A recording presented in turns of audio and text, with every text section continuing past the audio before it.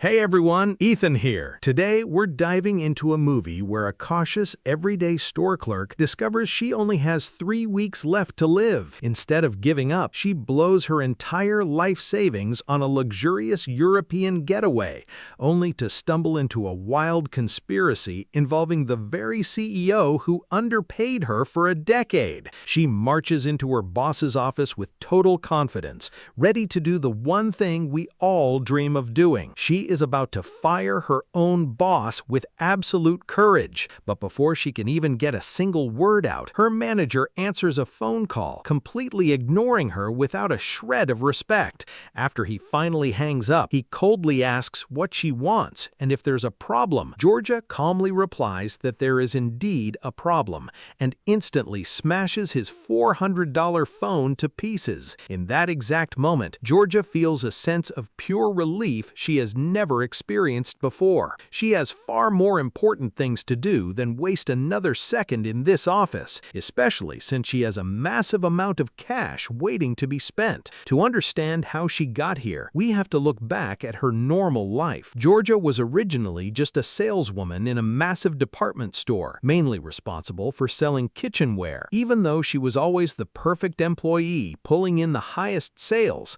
her salary had not increased by a single penny in 10 years. Her boss constantly complained that she was never quite good enough. She knew this was just a toxic management tactic to keep her working harder. Despite knowing the truth, she bottled up her anger time and time again. Georgia lived a highly frugal lifestyle. Every time she went grocery shopping, she had to gather a massive pile of discount coupons first. But this boring routine is about to shatter in ways she could never anticipate. She was a completely ordinary woman with nothing particularly eye-catching about her. She was always quiet, kept to herself, and her only real hobby was watching cooking shows and trying to replicate the recipes. Because she was trying to lose weight, she always gave the delicious food she cooked to the neighbor's kid to taste. Meanwhile, she forced herself to eat completely flavorless olives. Just like any ordinary girl, Georgia harbored a secret crush on a man named Sean, who worked in the sales department of her mall. Every time she saw him, her heart would race like crazy, and she just wished she could exchange a few words with him. She would intentionally stroll through the area he managed. Whenever he noticed her, she pretended she was just looking to buy a new oven. Because of this little act, her house was entirely stuffed with appliances,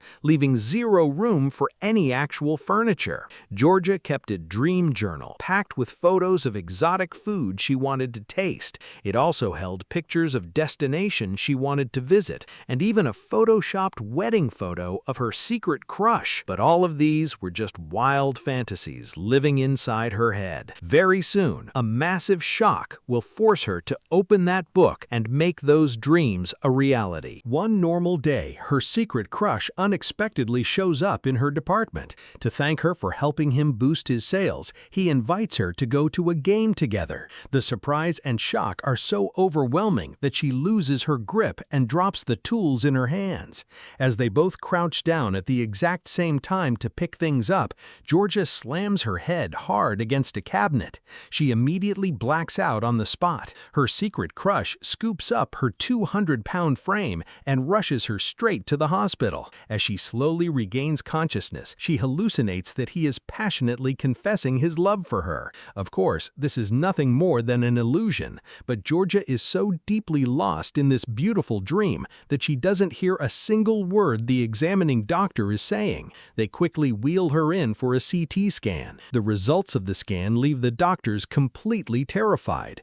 They immediately order a second scan to double-check, and the two results match perfectly. The diagnosis confirms that Georgia has an incredibly rare condition called Lampington's disease. This is not just a standard illness. This means her countdown clock has started ticking and the end is near. The most dangerous thing about this fatal disease is how difficult it is to detect in its early stages, because once it is finally discovered, the patient's time is already running out. The hospital director regretfully informs her that she only has 3 weeks left to live. If she is incredibly lucky, she might make it to 4 weeks. The doctor sincerely apologizes, but Georgia is entirely in shock and refuses to accept his apology. apology. Like anyone in this terrifying situation, Georgia fights back, trying to reject reality and deny the truth.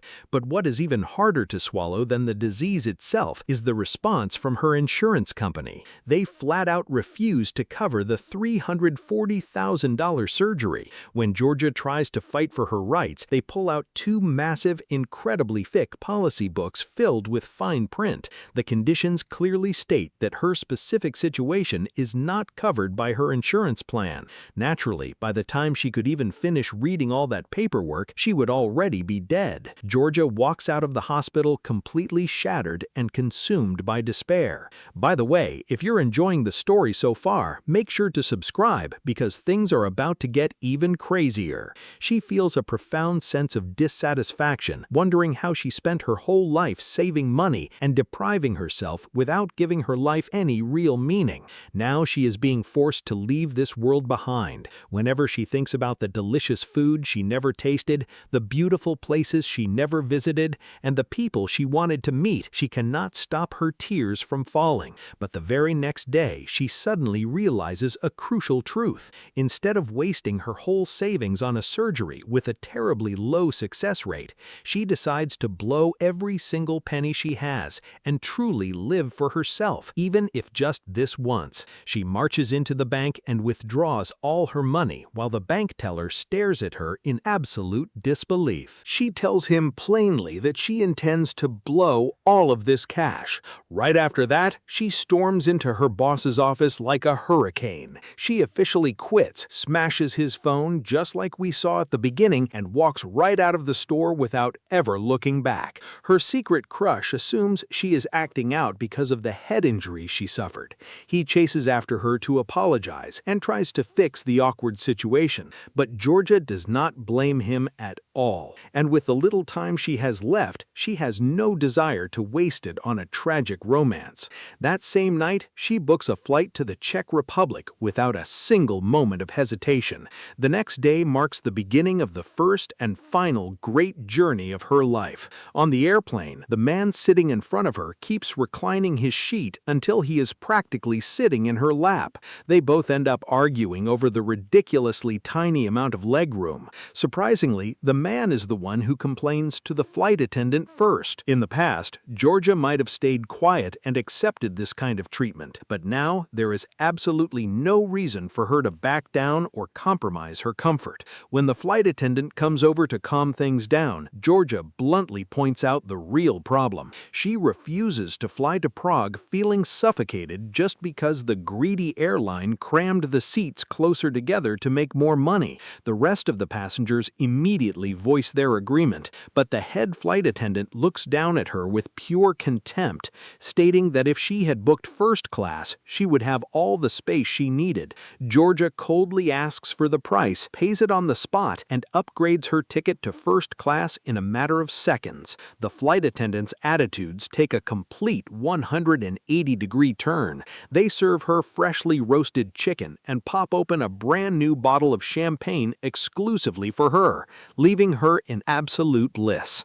Georgia finally arrives at her destination. Stepping out of the airport, she sees an endless, exhausting line for taxis, so she casually waves her hand and charters a private helicopter instead. The majestic, snowy landscapes spread out beautifully beneath her eyes. It is a breathtaking sight, and she has never experienced anything like this in her entire life. The helicopter touches down on the roof of a luxurious five-star hotel. Even though this place is used to hosting high society, people immediately start whispering about the identity of this mysterious guest. The last person to arrive by helicopter was literally a member of a royal family. Because she arrived 2 hours early via helicopter, her standard room is not ready yet. The only available option is the presidential suite, which costs $4,000 a single night. The front desk manager rushes out to personally welcome this very important guest and explain the hotel's premium services.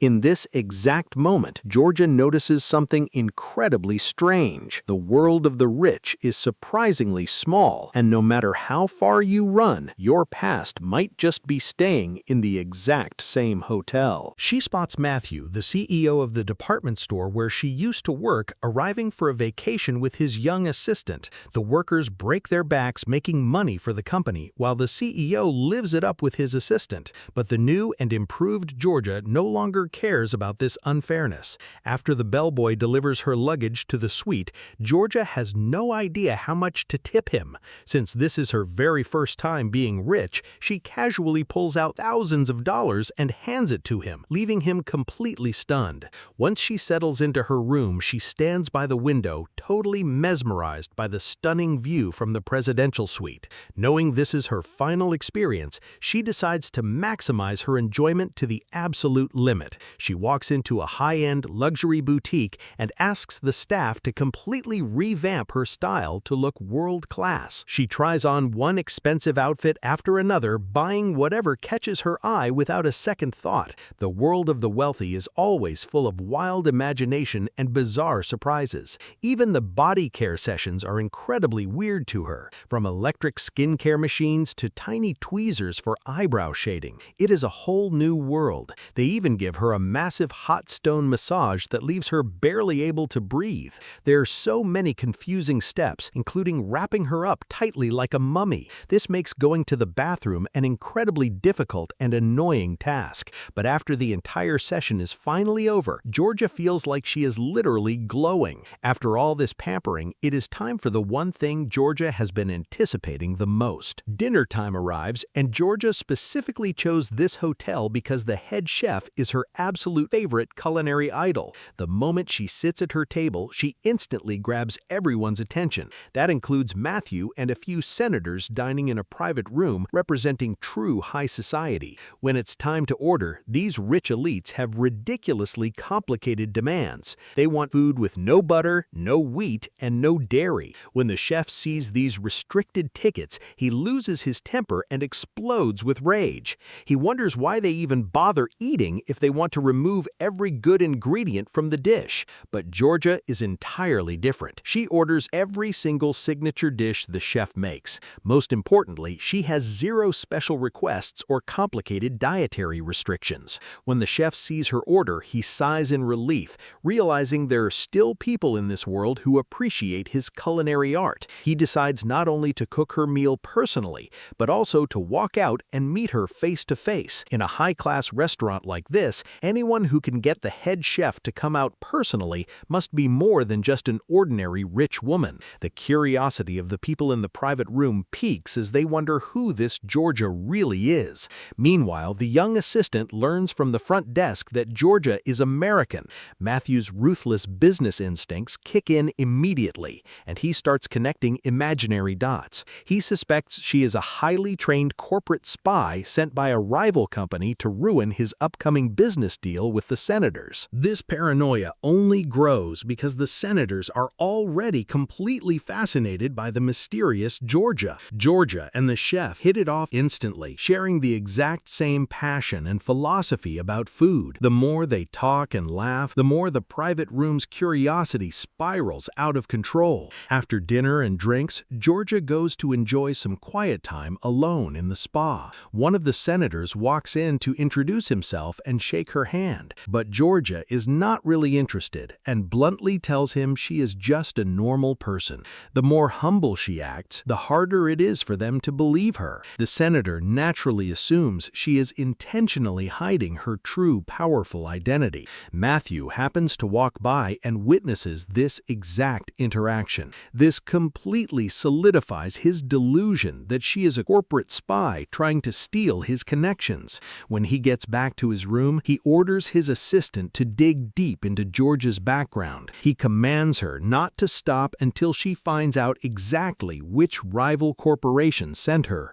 The following day, while Georgia is getting a massage, the assistant comes into the spa as well. Because the masseuse applies a bit too much pressure, the assistant throws a massive tantrum. Her words are fully loaded with insults and utter contempt for the service worker. Seeing this, Georgia cannot just sit back, so she firmly steps in to defend the employee. She tells the assistant she hates the way she treats working-class people, calling her out for projecting her anger onto a poor worker just because she is stuck in an affair with a married man. The assistant immediately feels guilty, quickly and approaches Georgia to speak honestly. She confesses that she felt she had no other choice but to work for Matthew because she dropped out of college before graduating. She had to rely on her looks to survive by clinging to wealthy men. She tells Georgia that if she were rich like her, she would have much bigger ambitions in life. But Georgia gently explains that businessmen like Matthew know exactly what they want. They also know exactly what girls like her want. She reminds the assistant that Matthew has a wife, making her nothing more than an expendable chess piece. When the assistant asks what she should do, Georgia simply tells her to go back to college and finish her education.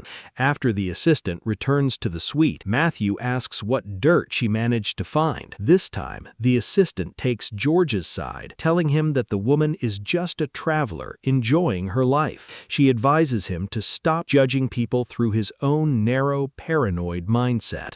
But Matthew genuinely despises Georgia, and even if she isn't from a rival company, he hates anyone who steals his spotlight. The next day, Georgia decides to try something a little more dangerous. Since this is her very first time snowboarding, it is totally natural that she falls a few times before getting the hang of it.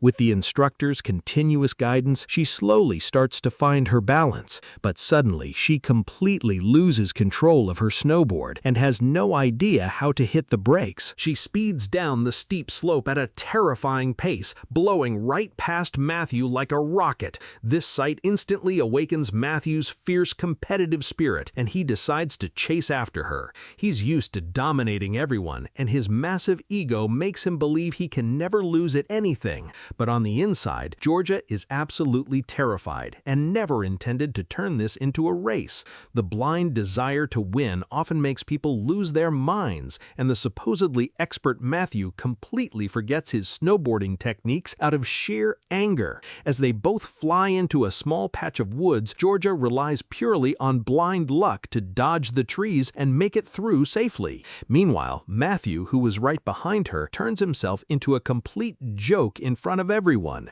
He crashes face first directly into the snow in a spectacularly embarrassing scene. The entire crowd erupts in applause for Georgia. When they head back to the hotel restaurant, the senator officially invites her to dinner. Even though Matthew is boiling with rage, he is forced to agree just to save face. At that moment, a waiter informs Georgia that the head chef reserved a special table and prepared a custom menu just for her. Because of this, everyone sitting with her gets to enjoy this incredible VIP treatment.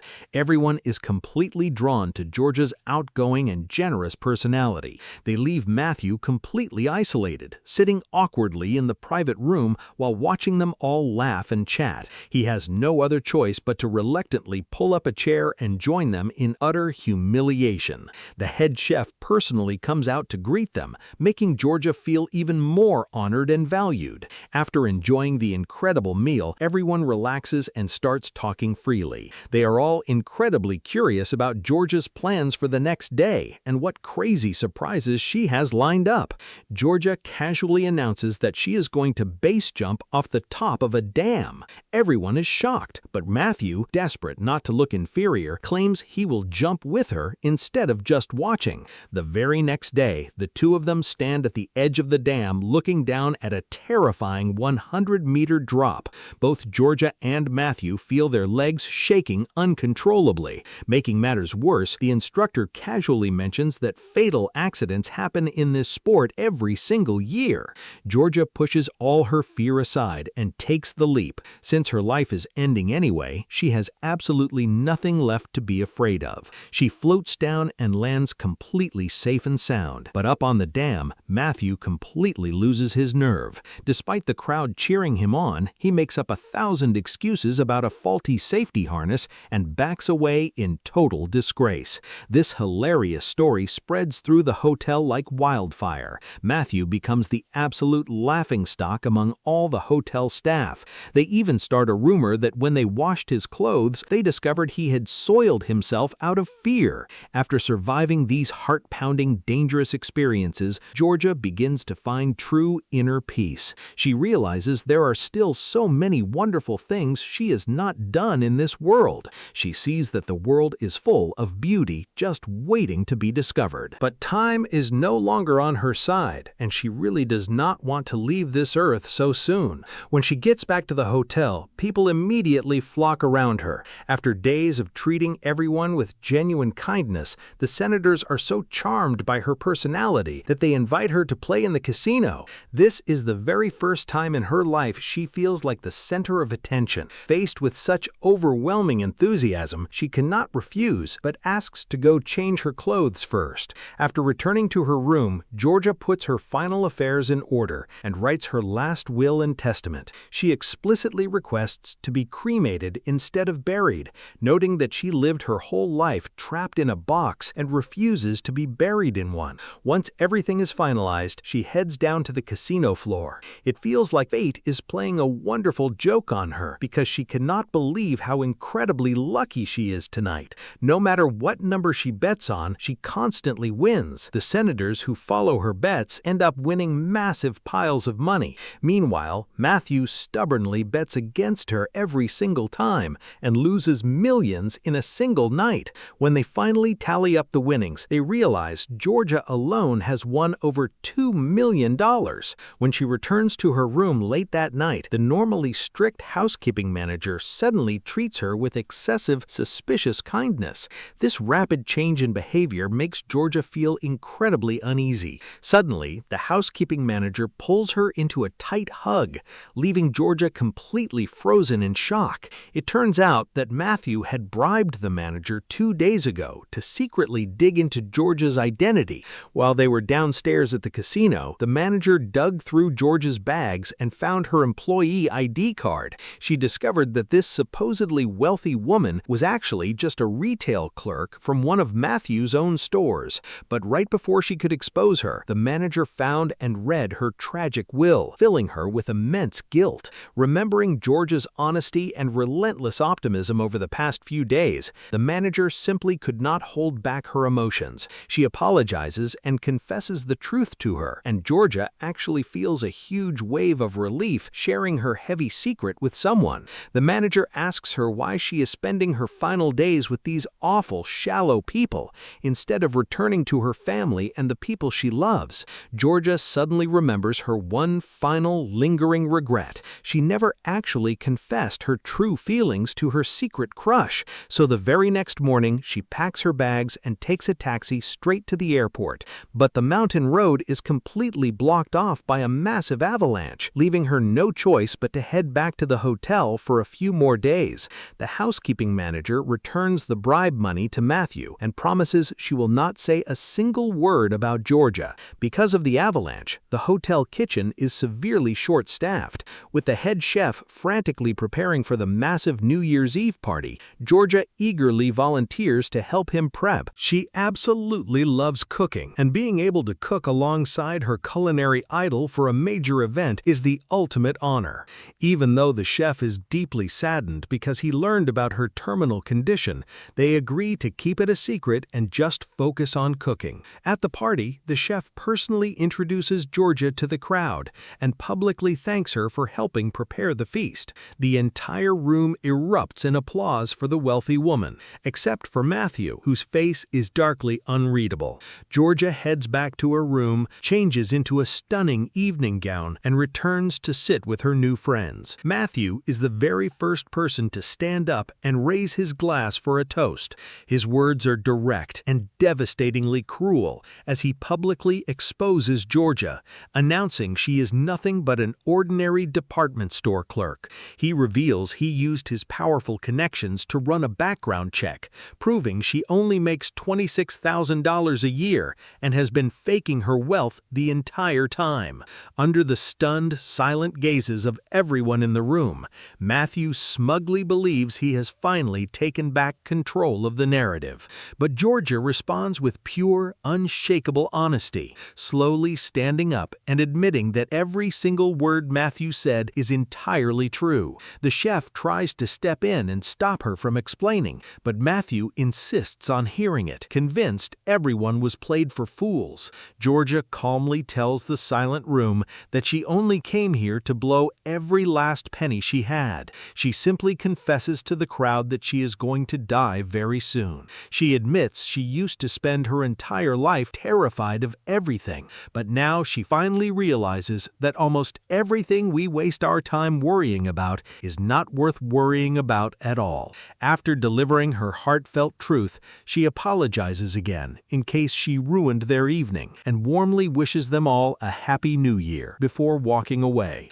The mood of the party is entirely destroyed, and the real villain of the night is clearly Matthew, who mistakenly thought he was being clever. Shortly after, the senators stand up and leave his table one by one, and even his young assistant decides to walk out on him. When Matthew asks where she is going, she says she is going to check on Georgia first, and then she is heading straight back to college to get her business degree. As the final seconds of the year tick down, the crowd joyfully welcomes the new year. Meanwhile, Matthew sits completely alone, drinking in absolute silence. For the first time in his privileged life, the man who never accepted defeat has truly lost everything. Intoxicated and broken, he climbs up to the ledge of the hotel roof, sending the entire hotel staff into a total panic.